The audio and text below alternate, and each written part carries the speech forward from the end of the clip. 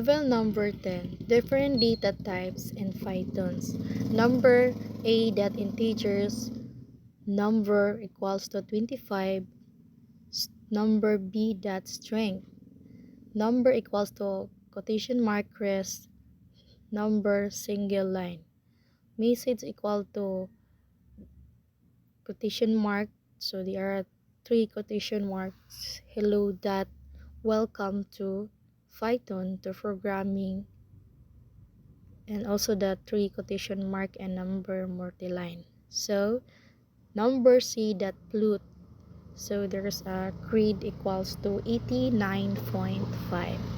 Number D that list fruit equals to bracket. So this bracket also maybe.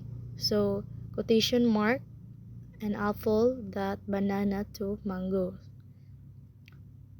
E that TOEFL colors equals to open parenthesis quotation mark again and red, quotation mark again and blue, and quotation mark again and green. So number if that sit. So there's a number.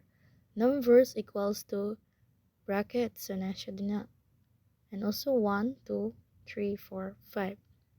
So it is a number display output. Friend, name, message, grade, fruits, colors, and numbers. So there's a different type of Python variables. So it is each variables, it is a show different data type and a Python.